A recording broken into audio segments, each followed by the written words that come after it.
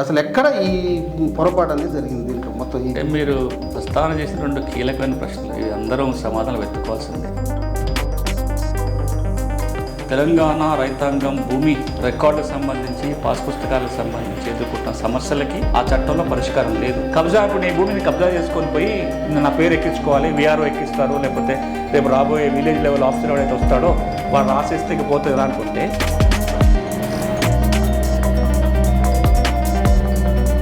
Joke ఏంటంటే ఇప్పుడు అసెంబ్లీలో కానీ పార్లమెంట్లో కానీ చాలా చట్టాలు ఐ సార్వెట్ బిల్లు పాస్ అని ఇప్పుడు నన్ను తీసుకుపోయి ఇప్పుడు నాకు అమ్మినోడి పేరు కాస్త కారణం ఉంటుంది అక్కడ.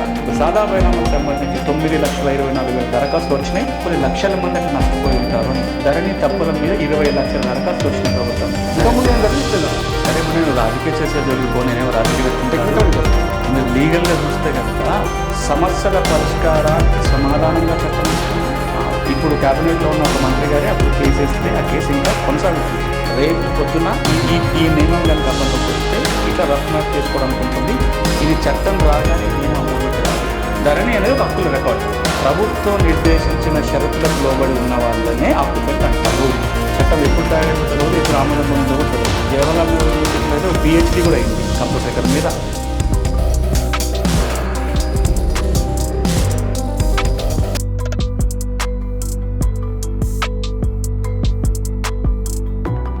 వెల్కమ్ టు విధాత.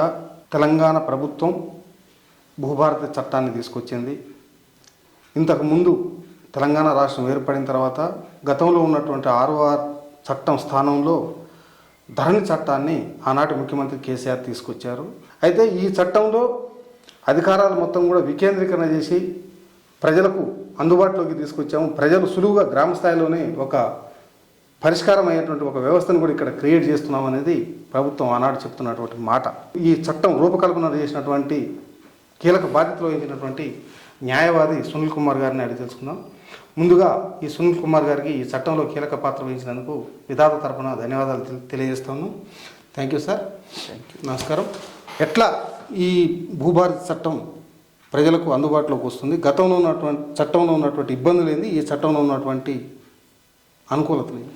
ఎప్పుడైనా ఏ కొత్త చట్టం వచ్చినా కొత్త చట్టం రావాలనుకున్నప్పుడు చట్టం చేయాలి కాబట్టి చట్టం చేయకూడదు. ఈ చట్టం కూడా పాత చట్టం రద్దు చేసి కొత్త చట్టం తేవాలని కొత్త చట్టం రావట్లేదు. పాత చట్టం చాలా వాటికి పరిష్కారం చూపించట్లేదు, చాలా రకాల సమస్యలకి. తెలంగాణ రైతాంగం భూమి రికార్డులకు సంబంధించి పాస్ పుస్తకాలకు సంబంధించి ఎదుర్కొంటున్న సమస్యలకి ఆ చట్టంలో పరిష్కారం లేదు. ఆ చట్టాన్ని సవరించితే కూడా సరిపోదు. ఆ చట్టాన్ని సమగ్రంగా మారిస్తే తప్ప తెలంగాణ రైతాంగ సమస్యలకు పరిష్కారం దక్కదు అనే ఒక నిర్ణయానికి వచ్చిన తర్వాత, ధరణి కమిటీ కావచ్చు ప్రభుత్వంలో నిర్ణయానికి వచ్చిన తర్వాతనే 2026 చట్టం ఏదైతే ధరణి చట్టం అంటామో అదే 2020 హక్కుల రికార్డుల చట్టం, దాని స్థానంలో కొత్త చట్టం తేవాలని నిర్ణయం జరిగింది. నిర్ణయం జరిగిన తర్వాత నుంచి ఇప్పుడు అసెంబ్లీ ఈ ముసాయిదాన్ని ఆమోదించేంత వరకు 24 ముసాయిదాలు తయారైనాయి, డ్రాఫ్ట్లు. అంటే జూన్ జూలైలో మొదలుపెట్టి 0 డ్రాఫ్ట్తో మొదలుపెట్టాం. 0 డ్రాఫ్ట్ నుంచి 24 డ్రాఫ్ట్ అంటే 25 డ్రాఫ్ట్లు అయినట్టు కింద లెక్క. 25 దఫాలుగా ఈ చట్టాన్ని మార్చుకుంటూ రకరకాల సందర్భాల్లో కొన్ని డ్రాఫ్ట్లు మాకు మేము చేసుకున్నవే ఇంప్రూవ్మెంట్ చేసుకొని ఒక దశకి ఇది బాగుంది అనుకున్నప్పుడు ప్రభుత్వం దృష్టికి వెళ్ళింది. ప్రభుత్వంలో కొంత కసరత్తు జరిగి CCL గారు కావచ్చు, ప్రిన్సిపల్ సెక్రటరీ వాళ్ళ దశ దాటి ముఖ్యమంత్రి రెవెన్యూ మంత్రి దశ దాటి ఒక అప్రూవల్కి వచ్చేసరికి 11 డ్రాఫ్ట్ వచ్చింది. ఆ 11 డ్రాఫ్టే పబ్లిక్ డొమైన్లోకి వచ్చింది. ఎప్పుడైతే ఆగస్టులో గౌరవ రెవెన్యూ మంత్రి గారు అసెంబ్లీలో మాట్లాడి ప్రజల యొక్క ఇన్పుట్లు తీసుకోవాలని పెట్టినది 11 డ్రాఫ్ట్. అక్కడి నుంచి మళ్ళీ ప్రజల అభిప్రాయాలు రకరకాల ఒపీనియన్స్ వచ్చి మళ్ళీ విడతల వారుగా చర్చించుకొని అసెంబ్లీకి పోయిన డ్రాఫ్ట్ ఏదైతే ఉందో మరి 24-25 డ్రాఫ్ట్ అది ఈ రోజున ఒక చట్ట రూపమైంది. ఇదంతా ఎందుకు చెప్తున్నానంటే చట్టం అవసరం ఉంది కాబట్టి చట్టం వస్తుంది. చట్టం ఏ విధంగా తేవాలో అంత పెద్ద కసరత్తు జరిగింది.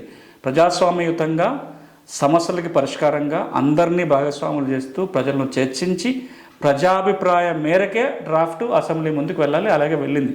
ఈ మధ్యకాలం చాలా చట్టాలు చూస్తుంటాం. చట్టం ఎప్పుడు తయారైందో తెలియదు, ఎప్పుడు ఆమోదం పొందిందో కూడా తెలియదు. చట్టం ఎవరు ఒకరిద్దరు తయారు చేసుకుంటారు, ఆమోదం కూడా. జోక్ ఏంటంటే ఇప్పుడు అసెంబ్లీలో కానీ పార్లమెంట్లో కానీ చాలా చట్టాలు ఐ సార్వెట్ బిల్ ఇస్ పాస్డ్ అని ఇంతవరకే వింటాం. దాని మీద ఒక చర్చ, దాని మీద మంచి చెడు ఆలోచన ఏమి ఉండదు. ఐ సార్వెట్ act is bill is passed, it becomes act అట్లా ఉంది. కానీ ఇది అట్లా కాలే. దీన్ని చర్చించాలనుకున్నప్పుడు సమయం కావాలంటే అసెంబ్లీలో మళ్ళీ సమయం ఇచ్చారు. ఈ రోజుకి ఒకరోజు సరిపోదంటే మళ్ళీ సమయం, కౌన్సిల్లో సమయం వచ్చింది. కాబట్టి ఒక్క మాట అయితే చెప్పగలుగుతా, సమస్యల పరిష్కారానికి సమాధానంగా చట్టం వస్తుంది. ప్రజాస్వామ్యంలో రాజ్యాంగాన్ని అనుసరించి ఏ పద్ధతులు ప్రక్రియ పాటించాలో సంపూర్ణంగా పాటించి చట్టం వస్తుంది. ఇక మీరు అడిగింది రెండో అంశం, ఏం సమస్యలకు పరిష్కారం దొరకబోతుంది, ఇప్పుడు సమస్య ఏంటి, ఏం పరిష్కారం చెప్పబోతుంది అంటే ఒక 4 ప్రధానమైన ఇబ్బందులే ప్రస్తావన చేసి, ఇంకా చాలా ఉన్నాయి కానీ ప్రధానంగా చెప్పుకోవాల్సిన 4 సమస్యలు ధరణిలో. మొట్టమొదటిది, ధరణి అనేది ఒక హక్కుల రికార్డు. అంటే ఎవరెవరికి భూమి మీద హక్కులు ఉంటే వాళ్ళ పేర్లు రికార్డులో కనపడాలి. రికార్డు చేసే చట్టం కదా, హక్కులు కల్పించే చట్టం కాదు, హక్కులని రికార్డు చేసే చట్టం. ఈ రోజు కూడా ధరణి వచ్చిన 4 ఏళ్ళుగా వస్తున్నప్పుడు కూడా 18 లక్షల ఎకరాల భూమి ఇంకా హక్కుల రికార్డుకి ఎక్కలేదు. అంటే వాళ్ళకి పాత చట్ట ప్రకారం పాస్ పుస్తకాలు ఉన్నాయి, భూమిలో ఉన్నారు, అలా కొంత ప్రభుత్వం ఉండొచ్చు, కానీ చాలా వరకు పట్టా భూమి కూడా ఉంది. దానికి పాత చట్టంలో పరిష్కారం లేక అట్లనే పెండింగ్లో ఉంది. ఇది మొదటిది. రెండవది పార్టీ ఏ, అంటే మరి పార్టీ బీద అయితే పార్టీ అంత బాగుండాలి కదా. అప్పట్లో మన ప్రభుత్వ అధికారులు చెప్పిన మాట, ప్రభుత్వం ప్రకటించింది ఏంటంటే 99% రికార్డు బాగుంది అని ప్రకటించారు, మిగతా రికార్డు అంతా. కానీ వాస్తవ పరిస్థితి చూస్తే ధరణి వచ్చినప్పటి నుంచి ఇప్పటిదాకా ధరణి తప్పుల మీద 20 లక్షల దరఖాస్తులు వచ్చినాయి ప్రభుత్వానికి, పరిష్కారం చేయండి అని ధరణి ద్వారా. మనం చాలాసార్లు గ్రామ సభలు పెట్టేది, బూనియా శిబిరాలు పెడితే గ్రామాలకు పోయినప్పుడు ఏ గ్రామంలో కూడా 200 తక్కువ సమస్యలు రాలేదు. దాని అర్థమైంది, ఓ 20-25 లక్షల మంది రైతు కుటుంబాలకి ఈరోజు కూడా ఏదో ఒక ధరణి సమస్య ఉంది. దానికి ఆ చట్టంలో పరిష్కారం లేదు. మీరు అనొచ్చు, మరి కలెక్టర్లు సీసీఎల్ఏ పరిష్కారం చేస్తున్నారు కదా, ధరణిలో 33 మాడ్యూళ్ళు ఉన్నాయి, దరఖాస్తు పెట్టగానే కలెక్టర్ లేకపోతే సీసీఎల్ఏను చేస్తున్నారని మీరు అనొచ్చు. మీకు ఆశ్చర్యకరం ఏంటంటే వాళ్ళకి ఏ అధికారం లేదు ఆర్ఓఆర్లో, కానీ వాళ్ళు చేస్తున్నారు పరిష్కారం. ఎట్లా చేస్తారు, వీళ్ళు చట్టబద్ధత లేదు కదా అని గౌరవ హైకోర్టులో ప్రజా ప్రయోజనాల రాజ్యం 2-3 ఏళ్ళ నుంచి ఇంకా పెండింగ్లో ఉంది. ఇప్పుడు క్యాబినెట్లో ఉన్న ఒక మంత్రి గారే అప్పుడు కేసు వేస్తే ఆ కేసు ఇంకా కొనసాగుతుంది, వీటికి ఏ చట్టబద్ధత లేదు అని. సో ఇప్పుడు మనం దానికి చట్టబద్ధత కల్పించాలి, చట్టంలో వెసులుబాటు. ఇది రెండోది. ఇక మూడోది ఏంటంటే, సాదా బైనామాకు సంబంధించి 9,24,000 దరఖాస్తులు వచ్చినాయి, పెండింగ్లో ఉన్నాయి. ఎందుకు పెండింగ్లో ఉన్నాయంటే ధరణి చట్టంలో దానికి పరిష్కారం లేదు, చట్టం నియమం. ఇది మూడోది. ఇక 4వ అంశం ఏంటంటే, ధరణి అనేది ఒక రికార్డు కదా, రికార్డు ఎవరు రాస్తున్నారు, ప్రభుత్వమే రాస్తుంది.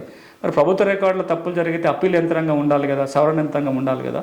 ఎలాంటి అప్పీల్ వ్యవస్థ లేదు, ప్రతి సమస్యకు కూడా కోర్టుకు ఎక్కాల్సిందే. ఇలా ఒక 10-15 రకాల ఇబ్బందులు చట్టంలో ఉన్నాయి. వాటన్నిటిని మారుస్తూ ఇప్పుడు భూభారతి చట్టం వచ్చింది. ఇప్పుడు నేను ఏవేవైతే సమస్యలు పేర్కొన్నానో వీటన్నిటికీ కూడా భూభారతి చట్టంలో ఒక పరిష్కారం ఉంది. ముఖ్యంగా తెలంగాణ అంటేనే భూమికి విడదీయలేని సంబంధం. ఎందుకంటే భూమి కోసం ఇక్కడ పోరాటాలు జరిగినాయి. ఎందుకంటే భూములు గుంజుకోవడం జరిగింది, లేకపోతే సాయుధ పోరాటం తర్వాత టెనెంట్ యాక్ట్ వచ్చింది, దాని నుంచి పీటీ యాక్ట్ వచ్చింది. ఇట్లా రకరకాలుగా తెలంగాణలో భూములు అనుభవిస్తున్నటువంటి ప్రజలకు ఆ భూములు వాళ్ళకు ఉపజెప్పే విధంగా చట్టాలన్నీ కూడా వచ్చాయి. ప్రజలకు అందుబాటులో ఉన్నటువంటి ఒక రెవెన్యూ వ్యవస్థ, ప్రజల దగ్గరికి అధికారులు వెళ్ళి రికార్డులు సరి చేసినటువంటి వ్యవస్థ పోయి అసలు ప్రజలు ఎక్కడ తన రికార్డు సరి చూసుకోవాలో తెలియని స్థితికి ఎందుకు ఈ టెక్నాలజీ వస్తున్నటువంటి కాలంలో జరిగింది. అసలు ఎక్కడ ఈ పొరపాటు అనేది జరిగింది దీంట్లో మొత్తం? మీరు ప్రస్తావన చేసిన 2 కీలకమైన ప్రశ్నలు, ఇవి అందరం సమాధానం వెతుక్కోవాల్సింది. చాలా కీలకమైన అంశాలు కూడా. మనం కాగితాల మీద రికార్డులో ఉన్న తప్పులకు, కాగితాలు ఉంటే ట్యాంపరింగ్ అవుతుంది, కాగితాలు ఉంటే కాలయాపన జరుగుతుంది, కాగితాలు ఉంటే లంచగొండితనం పెరుగుతుంది. కాబట్టి కంప్యూటరీకరణ ఒక పరిష్కార మార్గంగా భావిస్తూ వచ్చినాం. 80వ దశకంలోనే అప్పటి కేంద్ర ప్రభుత్వం నిర్ణయం తీసుకుంది కంప్యూటరీకరణ మీద. భూమి రికార్డులకు కూడా కంప్యూటరీకరణ జరగాలని కంప్యూటరైజేషన్ ఆఫ్ ల్యాండ్ రికార్డ్స్ పేరుతోటి 80వ దశకంలో ప్రాజెక్ట్ వచ్చింది. ఆ ప్రాజెక్టులో పైలట్లో 6 జిల్లాలు ఎంపిక కాబడితే దేశం మొత్తంలో ఒక జిల్లా రంగారెడ్డి జిల్లా. ఎప్పుడు 80వ దశకంలో. అప్పటి నుంచి 2004లో వచ్చిన ఎన్ఆర్ఎల్ ఎంపీ కావచ్చు, ఇప్పుడున్న డిఎల్ఆర్ ఎంపీ కావచ్చు, రికార్డులన్నీ కంప్యూటర్లో ఉండాలి, ఏ మార్పు జరిగినా కంప్యూటర్నే భద్రపరచాలని చెప్తున్నాం. ఇప్పుడు మనం వేసుకోవాల్సిన ప్రశ్నలు 2 ఉన్నాయి. ఒకటి, కంప్యూటరీకరణ రెవెన్యూ పరిపాలనలో, భూ పరిపాలనలో, రికార్డుల మేనేజ్మెంట్లో, భూమి హక్కులకు భద్రత కల్పించడంలో 100% విజయవంతం అయిందా, అందులో ఇంకేమైనా ఇబ్బందులు ఉన్నాయా, కంప్యూటరీకరణలో తెచ్చిన కొత్త చిక్కులు ఏంటి, దానికి మనం సమాధానం వెతుకుదాం అనేది ఒకటి. రెండవది, ఇంత కంప్యూటరైజేషన్ ఎరాలో కూడా భారతదేశం లాంటి దేశంలో ఒక సామాన్య రైతు తన భూమి హక్కులు చూసుకోవాలన్నా, తన భూమి హక్కులు భద్రంగా ఉన్నాయని ఫీల్ కావాలన్నా కంప్యూటర్లో ఉంటే బాగా భద్రంగా ఫీల్ అవుతున్నాడా, కాగితాల రికార్డు ఇంకా కోరుకుంటున్నాడా? ఈ 2 ప్రశ్నలు కనుక మనం సమాధానం వెతుక్కుంటే పెద్దలందరూ చెప్పిన మాట దీని మీద పెద్ద పెద్ద రీసెర్చ్ జరిగింది. జవహర్లాల్ నెహ్రూ యూనివర్సిటీలో అయితే ఒక పిహెచ్డి కూడా అయింది కంప్యూటర్ రికార్డ్ మీద. బెంగళూరులో ఒక పిహెచ్డి వచ్చింది. నాకు తెలియని పిహెచ్డీలు ఇంకెన్ని ఉన్నాయో కూడా తెలియదు. భూ రికార్డుల ఆధునికరణ మీద చాలామంది రీసెర్చ్ చేసి వ్యాసాలు రాశారు, పిహెచ్డీలు చేశారు, పెద్ద ఎత్తున చర్చ జరిగింది. 2-3 మాటలు ప్రస్తావనకు వస్తున్నాయి. ఏమంటున్నారంటే కంప్యూటరీకరణ జరిగినంత మాత్రాననే అన్ని పరిష్కారం కాలేదు. Computer is a tool. నువ్వు ఏం పెడితే కంప్యూటర్ అది నీకు అది ఇస్తుంది తప్ప కంప్యూటర్ తనంత తానుగా ఏమీ అంటే మాసిన బట్టలు వాషింగ్ మిషన్లో వేస్తే తెల్లగా ఉతికి ఆరబెట్టి కూడా బయటకి ఇస్తుంది. కంప్యూటర్ కూడా రికార్డులను తీసుకొచ్చి తప్పుడు రికార్డులను తీసుకెళ్ళి పెడితే కంప్యూటర్ అంతా క్లీన్ చేసి అద్దంగా మంచి కంప్యూటర్ పర్ఫెక్ట్ రికార్డు బయటకి ఇవ్వదు. మనం చేసి ఇస్తేనే అది కరెక్ట్ రికార్డు ఇస్తుంది. ఒకటి. రెండోది, కంప్యూటర్లో ట్యాంపరింగ్ జరగకపోవడం, కంప్యూటర్ తప్పులు అంటూ ఏమి జరగకపోవడం 100% ఫుల్ ప్రూఫ్ ఏమి ఉండదు. ఒకటి. ఇక అంతకంటే మించి పెద్దలు ఎస్ఆర్ శంకరులు లాంటి వాళ్ళు పేదల ఐఏఎస్ ఆఫీసర్ పేరు తెచ్చుకున్న అధికారి కూడా చాలా సందర్భాల్లో ఏమన్నాడంటే, ఈరోజు ఇక్కడ చనిపోయే ముందు అన్న మాట కూడా ఆయన ఏమంటారంటే, ఈరోజు కూడా ఇంత వెనకబడిన మన దేశంలో డెవలపింగ్ నేషన్ మనము అరక దున్నుకునే రైతుకి తనకు భూమి హక్కులకు భద్రంగా ఫీల్ కావాలన్నా, తన రికార్డు చూసుకోవాలన్నా ఇంకా కాగితాలే కీలకం. మనం ఎంత సెల్ ఫోన్లో చూసుకోవచ్చు అని చెప్పినా, ఎంత కంప్యూటర్లో చూసుకోవచ్చు అని చెప్పినా, మళ్ళీ ఆయన చేతిలో కాగితం ఉంటేనే భద్రంగా ఫీల్ అవుతాడు. ఇప్పుడు మనం కూడా నువ్వు జర్నలిజంలో డిగ్రీ చేసినావు, నేను లా డిగ్రీ చేసుకున్నా, మన కాలేజీ వాళ్ళు కంప్యూటర్లో పెడతారు, మన వివరాలన్నీ వాళ్ళ పోతే వాళ్ళు ఉంటాయి, వాళ్ళ దగ్గర ఉంటుంది. కానీ వాళ్ళు ఉన్నంత మాత్రం నువ్వు సేఫ్గా ఫీల్ అవుతావా? నీ చేతిలో ఒక పట్టా సర్టిఫికేట్ ఉంది, అది అప్పుడప్పుడు చూసుకుంటే డిగ్రీ పట్టా ఉన్నట్టు ఫీల్ అవుతాం. మరి భూమి ఉన్నోడు కూడా అంతే కదా. సో ఇప్పుడు మనం ఆలోచన చాలా ఏం జరుగుతుందంటే, కంప్యూటర్ రికార్డు ఉండాలి, కానీ దీని కాపీ కూడా ఒక కాగితాలలో ఉండాలి. కంప్యూటర్ రికార్డులో చూసుకునే వెసులుబాటు ఉండాలి. నేను అప్పుడప్పుడు కాగితం ప్రింట్ తీసుకునే వెసులుబాటు కూడా ఉండాలి. నేను తీసుకోవటమే కాదు, ప్రభుత్వాలు కూడా తెచ్చి ఇవ్వాలి కాగితాలు అంటుంది. అందుకే 20 ఏళ్ళుగా కంప్యూటరీకరణ జరుగుతున్న కర్ణాటక రాష్ట్రం భూమి రికార్డుల ఆధునీకరణ, కంప్యూటరీకరణ అంటేనే కర్ణాటక పేరు గుర్తొస్తుంది. భూమి కావేరీ ప్రాజెక్టుల పేరుతోటి చాలా ప్రోగ్రెస్ సాధించిన కర్ణాటక రాష్ట్రంలో ఒక 2 సంవత్సరాల కింద వాళ్ళ రాష్ట్రంలో ఇప్పుడు విధానం ఎట్లుంటుందంటే, కంప్యూటర్లు అంతా ఆన్లైన్ అయిపోతుంటుంది. మండల కేంద్రంలో మనకి ఏటీఎం మిషన్లు పెట్టినట్టుగా కంప్యూటర్ కియాస్క్లు పెట్టారు. మీరు పోయి బటన్ నొక్కి సర్వే నెంబర్ చెప్పి అది ఫీజు ఉంటుంది, 5 రూపాయలు 10 రూపాయల బిల్లు వేస్తే మీకు ప్రింట్అవుట్ వస్తుంది. మీరు నకలు చూసుకోవచ్చు, మన పానీ నకలు లాంటిది ఆడ రికార్డు చూసుకోవచ్చు. రెండోది, మీరు ఎప్పుడైనా సెల్ ఫోన్లో చూసుకోవచ్చు. ఇంకా వాళ్ళు దిశ, మీరు కూడా చూడండి ఫోన్లో దిశాంక్ అని ఒక మొబైల్ యాప్ తెచ్చుకున్నారు. మీరు ఆ యాప్ ఓపెన్ చేసి మీరు ఏ భూమి మీద నిలబడితే ఆ నెంబర్ ఏమో చెప్తుంది. సర్వే మీరు చేయాల్సిన పని లేదు. మీరు ఒక ఫీల్డ్ మీద పోయి నిలబడితే మీరు ఏ నెంబర్లో ఉన్నారో చూపిస్తుంది. దాని మీద క్లిక్ కొడితే దాని పూర్తి భూమి వివరాలు వస్తాయి. మరి ఇంత పర్ఫెక్ట్ వ్యవస్థ ఉన్న కర్ణాటక రాష్ట్రంలో 2 ఏళ్ల కింద ఇంటింటికి పోయి కాగితాలు ఎందుకు పంచొచ్చారు, భూమి రికార్డుల ప్రింట్అవుట్ ఎందుకు పంచొచ్చారు అంటే ఇప్పుడు నేను చెప్తున్న విధానం ప్రకారం. అంటే ఈ రోజున ధరణి కావచ్చు, రేపు రాబోయే భూభారతి కావచ్చు, కంప్యూటరీకరణ, కంప్యూటర్ రికార్డు. కానీ దీనివల్ల ఫలితాలు రైతాంగానికి అందాలి అంటే చేయాల్సిన పనులన్నీ జరగాలి, కాగితాల రికార్డు కూడా ఉండాలి. అందుకే కొత్త భూభారతి చట్టం ఏమంటుందంటే, మా ఆన్లైన్ రికార్డుతో పాటుగా ఆఫ్లైన్ రికార్డు అంటే పీరియాడికల్గా కాగితాలు ప్రింట్ తీసి పెట్టాలని కూడా అంటుంది. ఇదొకటి. తర్వాత మీరు చాలా చట్టాలను ప్రస్తావన చేశారు. సీలింగ్ చట్టం కావచ్చు, అసైన్మెంట్ చట్టం కావచ్చు, జాగీర్ అబాలిషన్ కావచ్చు, రకరకాల చట్టాలు. పేదలకు టెనెన్సీ చట్టం కావచ్చు, పేదలకి రైతులకు హక్కులు ఇచ్చినాయి. ఈ 6వ చట్టం అనేది ఎట్లుండాలి, ఏ విధంగా నాకు హక్కు వచ్చినా రికార్డుకి ఎక్కేలాగా ఉండాలి. నాకు రకరకాల హక్కులు వస్తాయి, మరి హక్కులన్నీ లెక్కాలి కదా. అక్కడ దాకా ఎందుకు నిన్న మొన్న మనం పిఓడి చట్టాన్ని సవరించుకొని ఏమన్నాము, పేదోడు కనుక అసైన్మెంట్ భూమి కొంటే ఆయనకే లావని పట్టా ఇవ్వాలని మనం చట్టం మార్చుకున్నాం. 2017 డిసెంబర్ 31 కంటే ముందు భూమి లేని పేద వ్యక్తి ఒక అసైన్మెంట్ భూమి కొంటే ఆయన తొలగించడం కాకుండా ఆయనకే లావని పట్టా ఇవ్వాలి, ఇచ్చే అధికారం కలెక్టర్కి ఇచ్చినాం. మరి కలెక్టర్ కనుక రెగ్యులర్ చేసి ఒక ఆర్డర్ ఇస్తే మరి 6 వరకు ఎక్కాలి కదా. ఇప్పుడు చెప్పిన చాలా వాటికి ధరణిలో అవకాశం లేదు రికార్డుకి ఎక్కించుకోవడానికి. మరి వాళ్ళకి హక్కులు చిక్కులు వచ్చినట్టే కదా. నా చేతిలో లావని పట్టా ఉంది, నేను ధరణికి ఎక్కలే. మా తాత పేరుతో లావని పట్టా ఉండే, మా తాత చచ్చిపోయిండు, నాకు భూమి వచ్చింది, నాకు మ్యూటేషన్ జరగాలి కదా. ఇట్లాంటివి చాలా పెండింగ్లో ఉండిపోయి. ఇది రెండోది. ఇక మూడోది కీలకమైంది, తెలంగాణలో గడిచిన 4-5 ఏళ్ళుగా పెద్ద ఎత్తున చర్చ జరుగుతున్నది. తెలంగాణ రాష్ట్రంలో యాజమాన్య హక్కులు పొందగలిగే అన్ని అర్హతలు ఉండి పట్టాకెక్కని వాళ్ళు బోల్డ్ మంది ఉన్నారు. ఎంతమంది ఉన్నారు అంటే 1989లో అప్పటి 6వ చట్టాన్ని అమలు చేయడం మొదలుపెట్టిన కొత్త 71లో 6వ చట్టం వచ్చింది, 89లో ఇంప్లిమెంటేషన్ మొదలైంది. ఇంప్లిమెంటేషన్ మొదలైన 5-6 నెలల్లో తెలంగాణ ప్రాంతంలో పనిచేస్తున్న జిల్లా కలెక్టర్లందరూ ప్రభుత్వానికి ఒక నివేదిక ఇచ్చారు విడివిడిగా. ఏం చెప్పారంటే, ఈ 6వ చట్టాన్ని యథాతథంగా మేము అమలు చేస్తే 90% మంది రైతులకి మేము పాస్ పుస్తకాలు ఇవ్వలేము అన్నారు. ఎందుకు ఇవ్వలేము అంటే, వీళ్ళందరూ కాస్తులో ఉన్నారు, కాస్త కాలంకి ఎక్కియగలుగుతాం కానీ పట్టాకాలం ఎక్కిస్తానికి ఈ అర్హతలు లేవు. వాడు సాదాబాయిన మీద కొనుక్కున్నాడు. ఆ సాయుధ పోరాటము, నక్సల్వారి ఉద్యమం, ఏదో పోరాటంలో జెండాలు బాతి భూములు వంచారు. ఆ భూములు దున్నుకుంటున్నారు. వాళ్ళు భూ యజమానులు ఎక్కడో హైదరాబాద్లోనో అమెరికాలో ఉన్నారు. వాళ్ళే వీళ్ళకి రాసియలే, మరి వాళ్ళ ఓన్లీ కబ్జాలో ఉన్నారు. రక్షిత కౌలుదారులు ఉన్నారు. ఇట్లా ఒక 10-15 రకాల లిస్ట్ ఇచ్చారు. వీళ్ళందరూ కేవలం కబ్జాలో ఉన్నారు. వీళ్ళు పట్టాకాలంకి ఎక్కలే. మరి పట్టాకాలంకి ఎక్కినోడికి పాస్బుక్ రావాలి కదా. ఇప్పుడు దీని ప్రకారం మన ఆక్యుపెంట్కి ఇవ్వకపోతే ఎట్లా? ఎంత పర్సెంటేజ్ చూడు, సమస్య పక్కన కాదు, మిగతా వీళ్ళు పక్కన పెడితే 1989లో 90% రైతాంగము భూమి దున్నుకుంటూ కాస్తులో ఉండి పట్టా కాలే. అంటే వాళ్ళకి మరి వాళ్ళకున్న ఏకైక ఆధారం ఏంటి? కాస్తుదారు కాలంలో పేరు మాత్రమే వాళ్ళకి ఆధారం. మరి 2024లో ఉన్నాము. ఈ రోజున ఆ 90% మంది అందరూ పట్టాకి ఎక్కేశారా? ఎక్కలేదు కదా. అందుకే గడిచిన 4 ఏళ్ళుగా ప్రతిపక్షం, కాంగ్రెస్ ప్రతిపక్షంలో ఉన్నప్పుడు కావచ్చు, ఇతర రాజకీయ పక్షాలు ఏం మాట్లాడినాయంటే తెలంగాణ రాష్ట్రంలో కాస్తుదారు కాలంను తొలగించడం వల్ల వీళ్ళ హక్కులకు చిక్కులు వచ్చినాయి, వాళ్ళకి ఏదైనా సమాధానం చెప్పాలి. అది సాధారణ ఇది కావచ్చు, ఇతరత్ర కావచ్చు. సో వీటన్నిటికి కూడా ఈ చట్టం పరిష్కారం మార్గం చూపించే ప్రయత్నం చేసింది. తెలంగాణలో భూస్వామ్య వ్యవస్థ బలంగా ఉండడం కారణంగా పేదల చేతుల్లో భూములు లేవు. తరతరాలుగా 2-3 తరాలుగా భూములు చేసుకుంటూ ఉన్నటువంటి వాళ్ళని కాస్తు కాలం తీసేయడం ద్వారా తిరిగి ఈ భూములు మొత్తం కూడా భూస్వాముల చేతులకే వెళ్ళిపోయాయా లేదా పేద ప్రజల చేతిలో ఉన్నాయా? ఇప్పుడు నేను మాట్లాడుతుంది అదే. మనకు కరెక్ట్గా స్టాటిస్టిక్స్ ఎగ్జాక్ట్గా చెప్పలేకపోవచ్చు, కానీ 2014 నాటికి యాజమాన్య హక్కు ఉండి, యజమాని వేరు పట్టదారు వేరు. నేను యజమానినే పట్టకెక్కనంత మాత్రం హక్కులు పోకూడదు, పట్టకెక్కలేదు అంతే. 2014 నాటికి సాదాబాయినవ ద్వారానో మరొక రకంగానో యాజమాన్య హక్కులుండి కాస్తు చేసుకుంటూ ఉండి పట్టాకాలంకు ఎక్కని వాళ్ళు ఎంతమంది ఉన్నారు? 2024 ధరణి ప్రకారం వాళ్ళందరూ ఏమయ్యారని పోల్చుకొని చూస్తే లెక్క బయటపడుతుంది. అంటే 2014లో నేను కేవలం కాస్త కాలంలో ఉన్నా.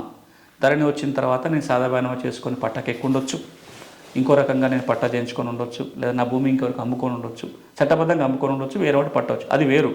కానీ కేవలం నేను కాస్త కాలంలో ఉండి ఆ కాలం పోవటం వల్ల నాకు సాక్ష్యం పోయి మళ్ళీ పట్టదారు నా భూమి వెనక్కి తీసేసుకోవటం, లేదా పట్టదారు నన్ను మెల్ల బెదిరించి నా దగ్గర డబ్బులు వసూలు చేసుకోవటం, ఇట్లా జరిగిన ఎన్ని జరగాలంటే అది ఒక ఆడిట్ జరిగితే తప్ప బయటపడదు. కానీ అందరూ చెప్తున్నది, మన కళ్ళ ముందు కనపడుతున్నది ఏంటంటే కొన్ని లక్షల మంది అట్లా నష్టపోయి ఉంటారు అని.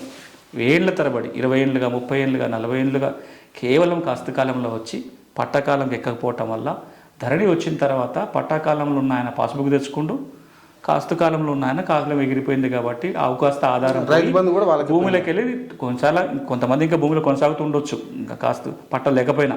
కొంతమంది వాళ్ళు తరిమేయబడ్డారు, లేదా ఆ భూమి వచ్చి ఒరిజినల్ పట్టాలు వచ్చి తీసేసుకోవటము, ఇంజక్షన్ ఆర్డర్ తెచ్చుకోవటము, ఇంకేదో తెచ్చుకొని వచ్చేసారు. ఎంత అనేది తెలియదు. ఇప్పుడు అది ఎంత తెలవాలి? అట్లాంటికి సంబంధించిన కేసులు మీ దగ్గర 1-2 ఏమైనా వచ్చాయి? చాలా వచ్చినాయి, 1-2 కాదు, చాలా సందర్భం.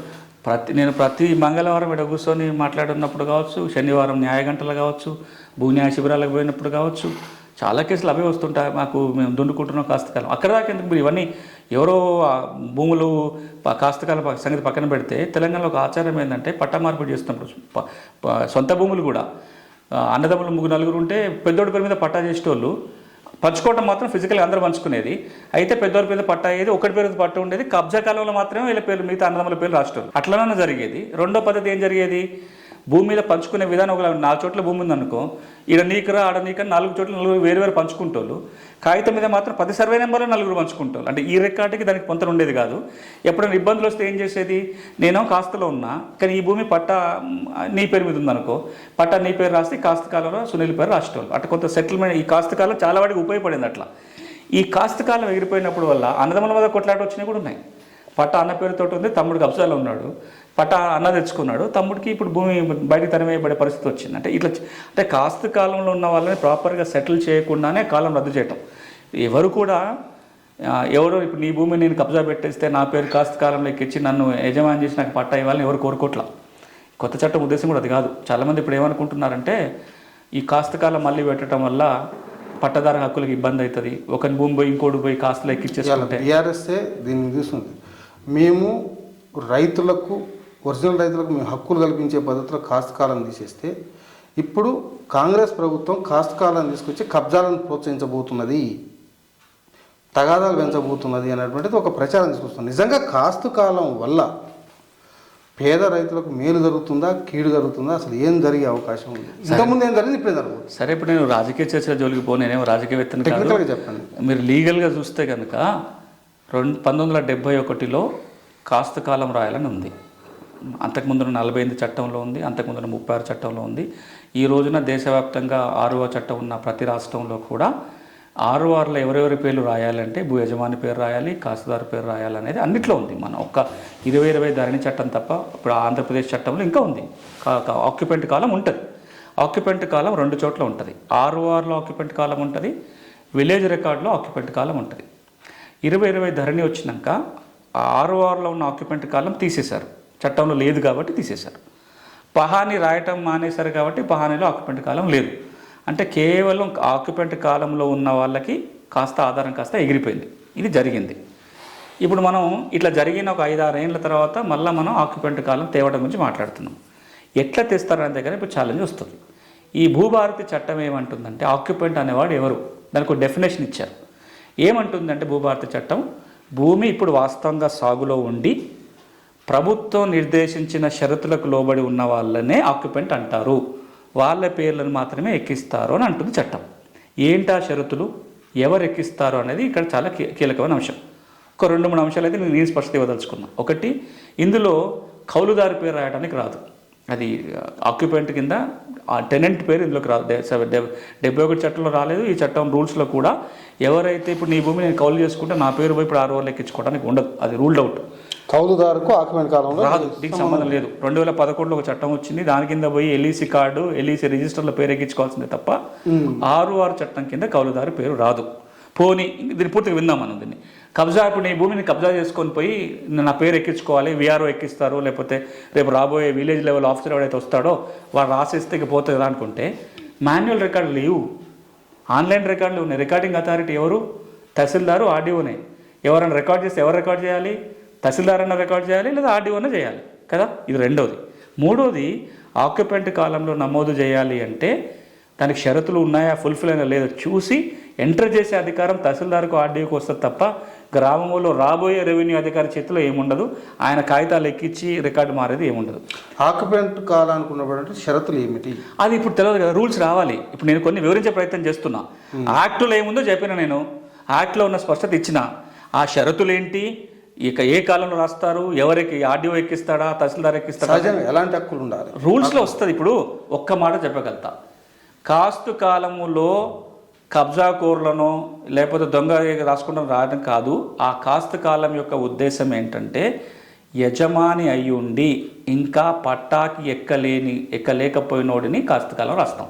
యజమాని అంటే వాడు పూర్తి హక్కులు ఉన్నోడు యజమాని, కానీ వాడికి ఇంకా పట్టా రాలే, పట్టాకి ఎక్కపోతే వాడు ఓనర్ కాకుండా పోతాడా, అది ఉద్దేశం. కానీ టెక్నికల్గా ప్రాబ్లం ఉన్నవాడు మాత్రమే అంతే. అంతకంటే వేరే రాదు. ఇంకొక మాట కూడా, ఈ 2014లో పహానీలో ఉన్న వాళ్ళందరినీ తీసుకొచ్చి ఇక్కడ ఆక్యుపెంట్ కాలం రాయడానికి కుదరదు చట్ట ప్రకారం. 2 కారణాల వల్ల కుదరదు. ఒకటి, 2014లో పొజిషన్లు ఉన్నాయని ఇప్పుడు కూడా ఉండాలి, ఇది కొత్త షరతు కదా. 2, ఇప్పుడు ప్రభుత్వం విధించబోయే షరతులన్నిటికీ లోబడి ఉండాలి. 14లో పేర్లన్నీ తీసుకొచ్చి 2024లో కబ్జా కాలం రాస్తానికి వీలే కాదు. ఎట్లా రాస్తారు? 10 ఏళ్ళ తర్వాత 2014లో నా పేరు కాస్త కాలంలో ఉంది, 2024 ఆ భూమికి నాకు సంబంధమే లేదు, ఏదో అయిపోయింది, నేను సాదా బైనామా కింద రెగ్యులర్ చేయించుకున్నా, నేను పట్టా తెచ్చుకున్నా, నేను నీకు అమ్మేసిన, ఇప్పుడు నన్ను తీసుకుపోయి ఇప్పుడు నాకు అమ్మినోడి పేరు కాస్త కాలంలో ఉంటుంది అక్కడ, ఇప్పుడు అది తీసుకొచ్చి రాస్తారా? ఇవన్నీ అంటే అపోలు. అంటే ఇది ఎందుకు వస్తుందంటే ఆక్యుపెంట్ కాలం అనగానే మన పాత గుర్తులను వస్తుంటాయి కదా. అంటే తెలంగాణలో ఉన్నటువంటి కౌలుదారు చట్టం ఏదైతుందో వరుసగా 12 సంవత్సరాలు కౌలుకు చేస్తే అది ఎప్పుడు రాదు. ఒక్క నిమిషం, దానికి ల్యాండ్ ఓనర్ జరుగుతున్నాడు 2 కలిపిరల్లా. కౌలు 12 ఏళ్ళు చేయటం వేరు, అడ్వైస్ పొజిషన్ వేరు. ఈ 2 కలిపి మనకు అన్ని చోట్ల అపోలు ఏంటంటే, ఒకటి, కౌలుదారుడుగా 12 ఏళ్ళు కాదు కదా, 20 ఏళ్ళు 30 ఏళ్ళు చేసుకున్నా కౌలుదారు ఎప్పుడు యజమాని కాలేడు. దానికి ఒక్క ఎక్సెప్షన్ ఏంటంటే తెలంగాణ కౌలుదారు చట్టంలో పీటీలు అనేది ఎక్సెప్షన్ తప్ప ఈ రోజున ఏ చట్ట ప్రకారమైనా కౌలు అంటే ఏంది, నీకు నాకు ఒక అగ్రిమెంట్ ప్రకారం జరిగేది. ఒక అగ్రిమెంట్ ప్రకారం జరిగితే ఎప్పుడు నేను ఓనర్ని కాలేని, కొనుక్కుంటే ఓనర్ని అవుతా. ఇక అడ్వాన్స్ పొజిషన్ అంటారా, అడ్వాన్స్ పొజిషన్ లా ఏం చెప్తుంది, నీ భూమిని కనుక అంటే ఎవరి భూమినన్నా ఎవరన్నా 12 ఏళ్ల పాటు యజమానికి తెలిసి యజమాని అభ్యంతర పెట్టకుండా నేను యజమానిగా ఆ భూమిని అనుభవించే ప్రయత్నం చేస్తే 12 ఏళ్ళు దాటిన తర్వాత నాకు అడ్వాన్స్ పొజిషన్ రైట్స్ వస్తాయి. అప్పుడు కూడా ఆటోమేటిక్గా ఓనర్ గాను. సివిల్ కోర్టుకు పోయి ఇవో పలానా ఆయన భూమి నేను 12 ఏళ్ళు అనుభవిస్తున్నా, ఆయన నాకేం అభ్యంతరం పెట్టలేదు, నేను 12 ఏళ్ళుగా నా అనుభవంలో ఉంది కాబట్టి నన్ను ఓనర్గా మీరు డిక్లేర్ చేయండి అని నేను కోర్టులో కేసు వేసుకొని కోర్టు ఆర్డర్ ఇస్తే ఓనర్ అవుతా. కానీ నీ భూమిని నువ్వు అభ్యంతరం పెట్టినా, నీకు నువ్వు నా భూమిలో ఖాళీ చేయమని చెప్పినా బలవంతంగా ఆ భూమిలో 12 ఏళ్ళు ఉండి ఇక నేను ఓనర్ అని చెప్పి ఆర్ఓఆర్లో పట్టా చేసుకోవడానికి అవకాశం ఉండదు. ఎవరికైతే అడ్వాన్స్ పొజిషన్ ద్వారా హక్కులు వస్తాయో వాళ్ళని ఆర్ఓఆర్లో ఆటోమేటిక్గా నమోదు చేయడానికి ఏ రెవెన్యూ అధికారికి అధికారాలు ఉండవు. ఎందుకంటే అడ్వాన్స్ పొజిషన్ని డిక్లేర్ చేయాల్సిన అధికారం ఉన్నది ఒక సివిల్ కోర్టుకి. అయితే నేను ఒక భూమిని కౌలుకి ఇస్తున్నా, సునీల్ అనబడే రైతుకు నేను కౌలుకి ఇస్తున్నా. నాకు కౌలు ఎవరి సంవత్సరం ఇస్తున్నాడు. ఒక 12 సంవత్సరాలు 15 సంవత్సరాలు నేను హైదరాబాద్లో ఉద్యోగం చేస్తున్నాను, సునీల్ అనే రైతు ఊర్లో వ్యవసాయం చేస్తున్నాను. 12 సంవత్సరాల తర్వాత దీనికి ఓనర్ నేనే అని చెప్పి సునీల్ డిక్లేర్ చేసుకునే అవకాశం ఏమైనా ఉండదా? ఆ ప్రమాదం ఏమైనా ఉందా? అనుభవదారు కాలంలో కాదు ఉండదు. 2 విధాలు. ఒకటి, సునీల్ అనే కౌలుదారు మీ పేరుతో ఉన్న భూమిలో నీ కల్టివేషన్ కాలం నా పేరు ఎక్కించడానికే లేదు నీ కౌలుదారుని కాబట్టి. రెండోది, ఇతరత్ర 12 ఏళ్ళుగా నీ భూమిలో ఉన్నట్టుగా నేను ఆధారాలు చూపించుకొని యజమాని అవుదాం అనుకున్నా. నేను టెనెంట్ కాబట్టి నీకు తెలిసే నేను అనుభవిస్తున్నా, నీకు తెలవకుండా కాదు కదా. నీ అనుమతితోటి నీకు తెలిసి నీ భూమిని అనుభవిస్తే ఇంకా అడ్వాన్స్ పొజిషన్ ఎక్కడి నుంచి వస్తుంది? ఒకవేళ వచ్చిందా నేను క్లెయిమ్ చేయాలన్నా సివిల్ కోర్టుకు పోవాలి. సివిల్ కోర్టుకు నేను ఏమని ప్రూవ్ చేసుకోవాలి? 12 ఏళ్ళుగా నేను ఈ భూమిని నీకు తెలిసి నేను యజమానిగా అనుభవిస్తుండాలి, నువ్వు అభ్యంతరం పెట్టవద్దు. అప్పుడు నువ్వు కోర్టుకు పోయి ఏం చెప్తావు? నేను సునీల్కి కౌలుకి ఇచ్చినాను నేను చూపిస్తావు, కౌలు రసీదో లేకపోతే నీకు ముట్టిన డబ్బులు చూపిస్తే. కౌలు అనే అగ్రిమెంట్ రాగానే ఇంకా అడ్వాన్స్ పొజిషన్ ఎక్కడి నుంచి వస్తుంది? కోర్టు ఎందుకు ఇస్తుంది? అంటే ఒకటి, కొత్త ఆర్ఓఆర్ చట్టము కౌలుదారికి కొత్త ఆధారం ఇదేమీ సృష్టించదు. 2, కౌలు 12 ఏళ్ళు చేసుకున్నంత మాత్రాన ఎవడో యజమాని కాదు. దానికి ఎక్సెప్షన్ ఏకైక ఒకటే, మళ్ళీ చెప్తున్నా, తెలంగాణ కౌలుదారి చట్టం ఏం చేసిందంటే ప్రపంచంలోనే ఒక ఎక్సెప్షన్. ఎప్పుడైనా కౌలుదారి భూ యజమాని కావాలని కొంటేనే యజమాని అవుతాడు, కానీ పలానా కాలం పాటు కౌలు చేసుకుంటే కాడు. కానీ తెలంగాణ కౌలుదారి చట్టం ఏమన్నదంటే పలానా సంవత్సరం రోజున ఎవరెవరైతే కౌలుదారులు ఉన్నారో ఇక వాళ్ళు రేపటి నుంచి వీళ్ళే ఓనర్లే డిక్లేర్ చేసింది, చట్టం డిక్లేర్ చేసింది, వాళ్ళే పీటీలు. ఇప్పుడు అందరికీ మైండ్లో భయం ఏముంటుందంటే రేపు పొద్దున ఏదన్నా ప్రభుత్వం ఇవో పలానా తారీఖున కౌలుదారికి ఉన్న వాళ్ళందరూ ఓనర్లు అంటదేమో అని భయం ఉంది తప్ప చట్టపరంగా ఎక్కడ అది సాధ్యం కాదు.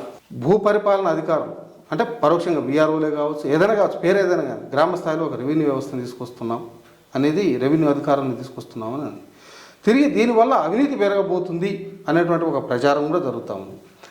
అసలు అవినీతి అనేది విఆర్ఓ వ్యవస్థ రద్దు తర్వాత పెరిగిందా తగ్గిందా? గతంలో ఉన్నటువంటి అవినీతి పరిస్థితి ఎట్లా ఉండే, ఇప్పుడు ఎలా ఉండే, అసలు రేపు అనేది అవినీతి అనేది ఎట్లా ఉండే అవకాశం ఉందా లేదా మొత్తం పారదర్శకంగా జరగబోతుందా? అంటే ఇవన్నీ మాట్లాడే ముందు నేను ఒక ప్రాథమికమైన ప్రశ్న. కంప్యూటర్ యుగంలో రికార్డులంతా కంప్యూటర్కి ఎక్కి అన్ని కంప్యూటర్లో పనులు జరుగుతున్న ఈ యుగంలో గ్రామ స్థాయిలో భూ పరిపాలన చూసే వ్యక్తి ఉండాలా వద్దా అనేది ప్రశ్న.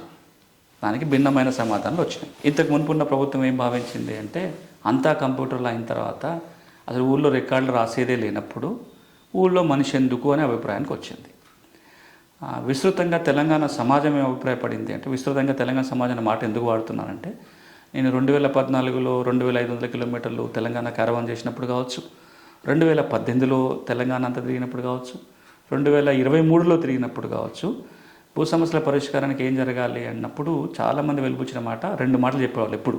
ఒకటి, ఊళ్ళో భూ పరిపాలన చూస్తానికి ఒక వ్యక్తి ఉండాలి, వాడు ఊళ్ళో ఉండాలి, వాడికి అజమాయిషి ఉండాలి, బాగా పనిచేయాలి. ఒకటి, కొద్దిగా గొప్ప భూమి శిస్తు కూడా ఉంటే బాగుండేది అని అనేవాళ్ళు. భూమి శిస్తు ఎందుకు అంటే ఆ పేరుతోటన్నా రికార్డు చూసుకోవడానికి ఉండేది, కాగితం చూసుకోవడానికి ఉండేది అని ఉండేది. ఇట్లాంటప్పుడు ఈ రోజున ఇంత కంప్యూటర్ తర్వాత కూడా ఒక కేవలం భూమి రికార్డుల కోసం మాత్రమే కాదు, ఊళ్ళో ఉన్న ప్రభుత్వ భూములని ఎప్పటికప్పుడు అజమాయిషి చేయాలన్నా, లేకపోతే ఏదైనా ఎంక్వైరీలకి నోటీసులు సర్వ్ చేయాలన్నా, గ్రామాలకు పోయి రెవెన్యూ సదస్సులో విలేజ్ కోర్టులో పెట్టాలన్నా ఒక మనిషి అవసరం ఏర్పడుతుంది.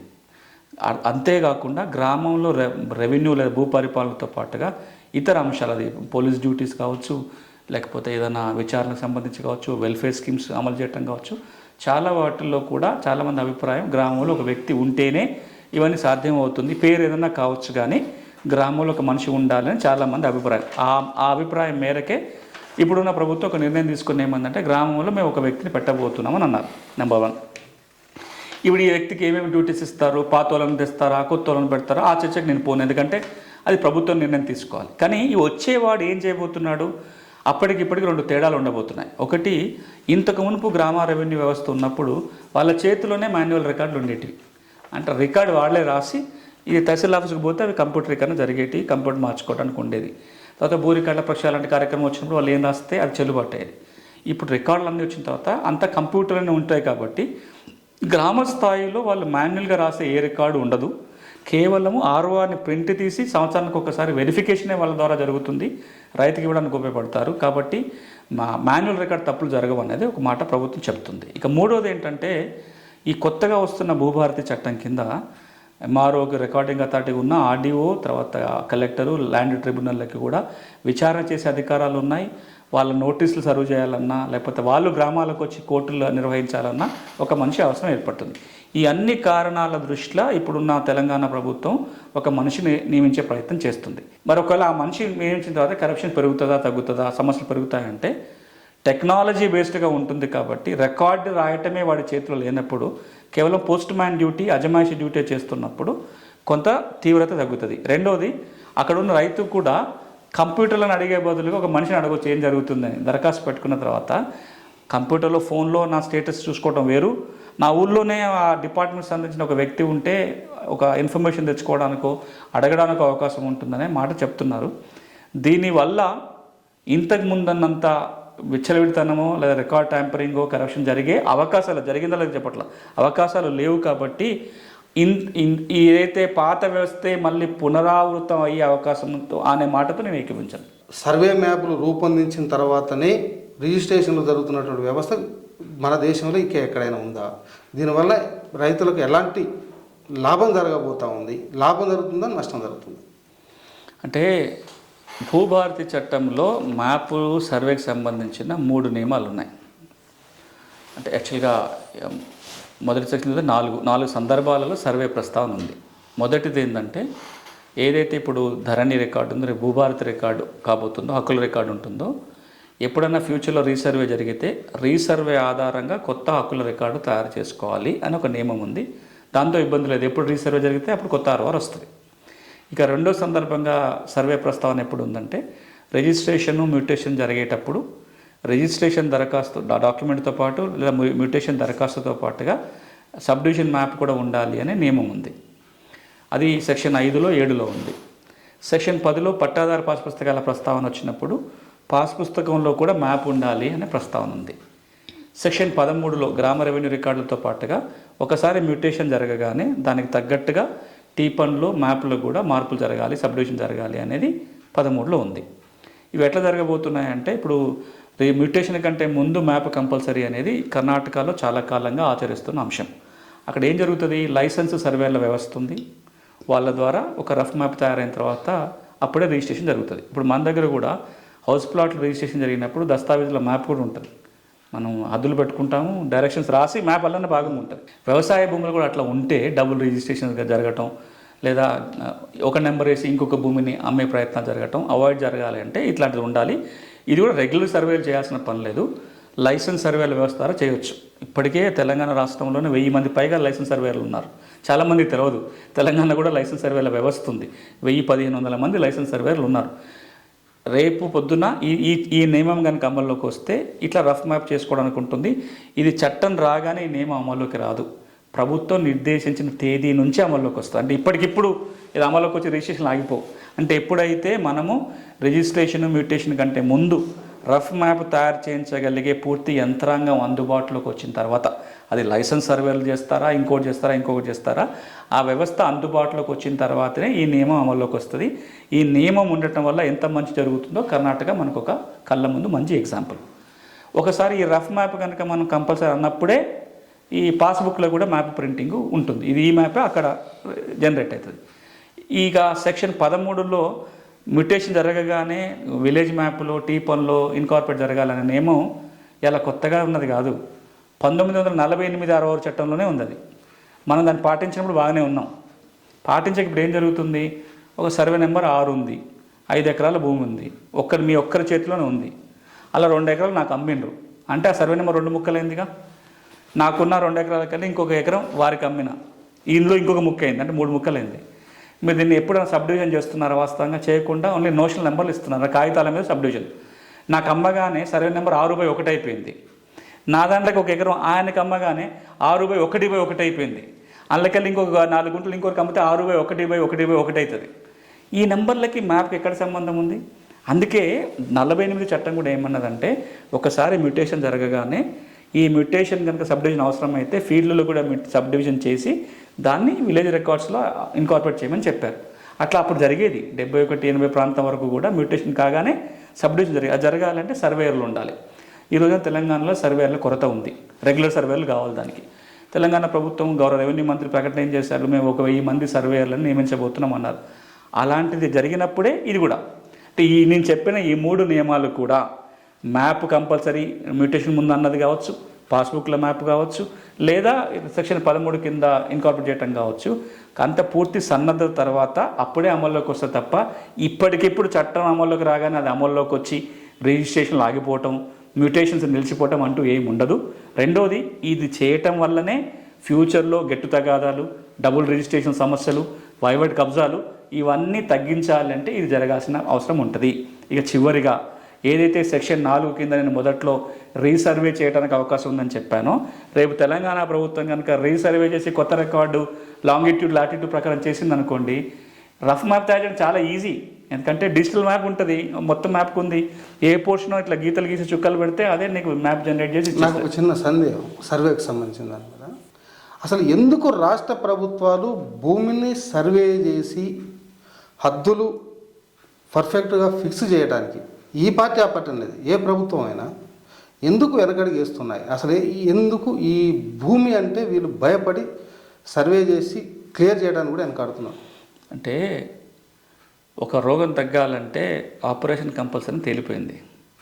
కానీ అందరూ ఆపరేషన్ చేయించుకోవడానికి సిద్ధపడరు. ప్రతి డాక్టరు ఆపరేషన్ చేయడానికి ముందుకు రాడు.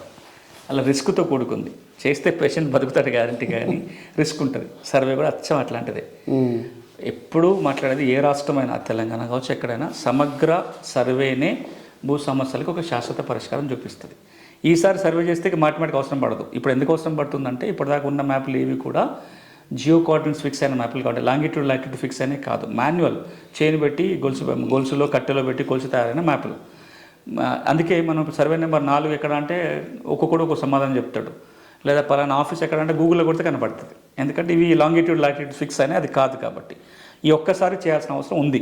కానీ ఎందుకు చేయడానికి ఇష్టపడరు, అంత ముందుకు రారు అంటే, ఒకటి, సర్వే మొదలు పెట్టగానే చాలా సమస్యలు బయటపడతాయి. ఆరోగ్య పరీక్షలు చేయగానే రోగాలన్నీ తెలిసిపోతాయి, ట్రీట్మెంట్ ఇవ్వాల్సి వస్తుంది. ఇది అంతే.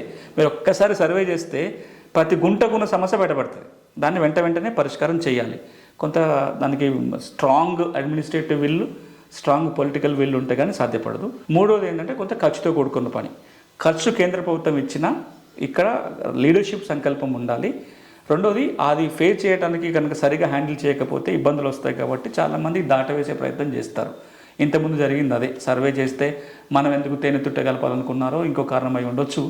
563 కోట్లు కావాలని అడిగారు, మొదటి విడత 83 కోట్లు వచ్చింది. ఇంకా మనం దాని రిసీట్ పంపాల, యూటిలైజేషన్ పంపితేనే మిగతా డబ్బులు వస్తాయి. ఇప్పుడు తెలంగాణ రాష్ట్ర ప్రభుత్వం మళ్ళీ గౌరవ రెవెన్యూ మంత్రి గారు కౌన్సిల్లో మాట్లాడుతున్నారు, ఇది సర్వే అనేది కష్టంతో కూడుకున్న పనే, కానీ ఎప్పటికొకప్పుడు మనం సర్వే చేయకపోతే చిక్కులు వస్తాయి కాబట్టి మేము రాబోయే రోజులలో ఎంజాయ్మెంట్ సర్వే తర్వాత పూర్తి ఎత్తున సర్వే చేయడానికి ప్రయత్నం చేస్తామని చెప్పారు. ఆశిస్తున్నా ఎప్పటికైనా రీసర్వే పేరుతో ఇంకేదో పేరుతో ప్రతి కమతం కనుక జియో కోఆర్డినేట్ కనుక ఫిక్స్ చేయగలిగితే చాలా వరకు మనం వివాదాలు తగ్గించవచ్చు. ఈ అప్పీల్ వ్యవస్థ వల్ల అంటే కింది స్థాయి నుంచి వెళ్ళడం వల్ల అంటే గవర్నమెంట్ చెప్పింది ఏంది, ధరణి చట్టంలో మీరు సివిల్ కోర్టులో పరిష్కరించుకోమన్నారు, అధికారులకు ఇవ్వలేదు. మేము రైతులు ఎవరు కూడా కోర్టులకు వెళ్ళాల్సిన అవసరం లేదు, కోర్టు మెట్లు ఎక్కమని ఆయన చెప్పాడు. మేము కోర్టులు ఎక్కాల్సిన అవసరం లేదు, ఇక్కడే మేము అధికారమే పరిష్కరిస్తామని చెప్పి మేము చెప్తున్నాం. అందుకోసమే మీకు న్యాయం జరగడం కోసం, మీకు న్యాయం జరిగేంత వరకు, మీరు భావించేంత వరకు మీరు అప్పీల్ చేసుకోవడానికి ఒక వ్యవస్థను ఏర్పాటు చేస్తున్నామని చెప్పి ప్రకటించారు. దీని మీద ఈ అప్పీల్ వ్యవస్థ అంటేనే ఇది ఇంకొక రకమైనటువంటి దుర్మార్గమైనటువంటి ఒక ప్రచారం కూడా కొంతమంది చేస్తూ ఉన్నారు. అసలు అప్పీల్ వ్యవస్థ వల్ల రైతులకు ఏ రకమైనటువంటి మేలు జరుగుతుందా లేదా, జరిగితే ఎట్లా ఇది మేలు జరుగుతుంది అంటే కొన్ని ప్రాథమిక సూత్రాలు మనం ముందు మాట్లాడుకున్నాక దానికి సమాధానం చెప్తా. మొట్టమొదటిది, ROR అనేది హక్కుల రికార్డు, ఒక పుస్తకం. ఎవరెవరికైతే యాజమాన్య హక్కులు ఉన్నాయో వాళ్ళని రికార్డ్ చేయటం. ఒకప్పుడు ఎందుకు రికార్డ్ చేసేవాళ్ళు అంటే పన్ను వసూలు చేస్తానికి రికార్డ్ చేసేవాళ్ళు. ఇప్పుడు ఎందుకు రికార్డ్ చేస్తున్నామంటే రైతుల మేలు కోసం, వాళ్ళు బ్యాంకులో రుణాలు తెచ్చుకోవడానికో, రిజిస్ట్రేషన్లకు పోవడానికో, గవర్నమెంట్ రైతు బంధు, రైతు భరోసా లాంటి స్కీములు ఇవ్వడానికి కోసం రికార్డు పనికొస్తుంది తప్ప కొత్తగా హక్కులు కల్పించే వ్యవస్థ కాదు. అట్లాంటప్పుడు పుస్తకంలో తప్పులు జరిగితే ప్రభుత్వమే సరి చేయాలి. ఎక్కడ ఏ రాష్ట్రంలోనైనా రెవెన్యూ రికార్డులో పొరపాట్లు ఉంటే కనుక రెవెన్యూ శాఖనే సరి చేస్తుంది. కానీ బయట కోర్టు పంపరు. యాజమాన్య హక్కుల వివాదం అంటే కోర్టు చూసుకుంటుంది. అంటే టైటిల్ ఎవరిది, ఓనర్ ఎవరిదో తేల్చాలంటే కోర్టు తెలుస్తుంది. కానీ రికార్డులో జరిగిన పొరపాట్లకి కోర్టుకు పోవాల్సిన అవసరం ఏ రాష్ట్రంలో లేదు. కానీ తెలంగాణలో ధరణి వచ్చిన తర్వాత అవసరం ఏర్పడింది. ఇదొకటి. ఇక రెండోది, ఈ అప్పీల్ వ్యవస్థ విషయానికి వచ్చినట్లయితే సహజ న్యాయ సూత్రం ఏంటంటే, ఒకరికి పరిష్కరించే అధికారం ఇస్తే, ఒక లెవెల్లో ఒక సమస్యకి పరిష్కారం చూపిస్తే దాని మీద కనీసం 1 లేదా 2 అంచెల అప్పీల్ వెళ్ళటం అనేది ప్రాథమిక హక్కు. ఏది మీరు సివిల్ కోర్టు వ్యవస్థ చూడండి, జూనియర్ సివిల్ జడ్జి కోర్టు ఒక పరిష్కారం చేస్తే జిల్లా కోర్టుకి, హైకోర్టుకి అప్పీల్ ఉంటుంది. సహజంగా అప్పీల్ చేసుకోవచ్చు.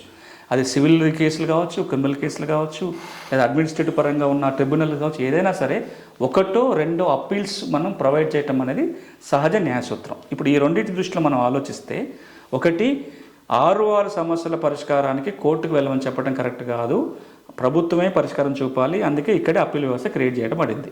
రెండోది, గిన్ని అంచెలు 4 అంచెలు లేవు దాంట్లో, వేటికైనా 2 అంచెలు ఉన్నాయి. ధరణి ఇది కొత్తగా భూభారతి ఏది అవుతుందో 3 రకాల సమస్యల పరిష్కారానికి 3 రకరకాల వ్యవస్థలు ఉన్నాయి. నంబర్ 1, పాత సమస్యలు అంటే పాటబీ భూములు కావచ్చు, ధరణి తప్పులు కావచ్చు. వాటిని సవరించడానికి ఎంఆర్ఓకు కొన్ని అంటే ఈ సమస్య తీవ్రతను బట్టి 20-30 రకాల సమస్యలు ఉన్నాయి. కొన్ని రకాల సమస్యలు తహసీల్దార్కి ఇస్తారు, కొన్ని ఆర్డీఓకి ఇస్తారు, కొన్ని కలెక్టర్కి ఇస్తారు. వాళ్ళు వాటిని పరిష్కారం చేస్తారు. వాళ్ళు తీసుకున్న నిర్ణయం తప్పు ఉంటే 1 అంచె పైకి వెళ్ళొచ్చు. ఎంఆర్ఓకి పలానా సమస్య పరిష్కారానికి ఇస్తే ఆయన తప్పు చేసినా ఏం చేసినా ఆర్డీఓకి వెళ్ళొచ్చు, అంతే, అక్కడికి ఆగిపోతుంది. ఆర్డీఓకి ఏదైతే అధికారులు ఇస్తున్నామో వాళ్ళు తప్పు చేస్తే కలెక్టర్కి 1 అంచె. కలెక్టర్ ఏవైతే కొన్ని సమస్యల పరిష్కారం అధికారులకు వస్తాయో అక్కడ తప్పు జరిగితే ట్రిబ్యునల్కి 1 లెవెల్ అప్పీల్ ఉంది, 2 లెవెల్స్ కూడా లేవు దాంట్లో. పార్టీ భూముల విషయం కావచ్చు, ఇప్పుడు ధరణి తప్పులు ఏవైతే ఉన్నాయో ఒకరు పరిష్కారం చేస్తారు, ఒక అప్పీల్ ఉంటుంది.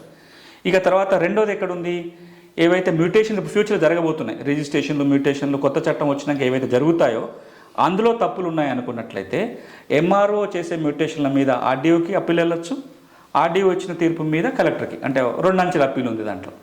ఆర్డీఓ కొన్నిట్లో రికార్డింగ్ అథారిటీ ఉన్నాడు, ఆర్డీఓ మ్యూటేషన్ చేసిన దాని మీద కలెక్టర్కి appeal, first appeal, second appeal land ట్రిబ్యునల్కి వెళ్ళొచ్చు. 2 అంచెల అప్పీల్ వ్యవస్థ ఉంది, అంతే.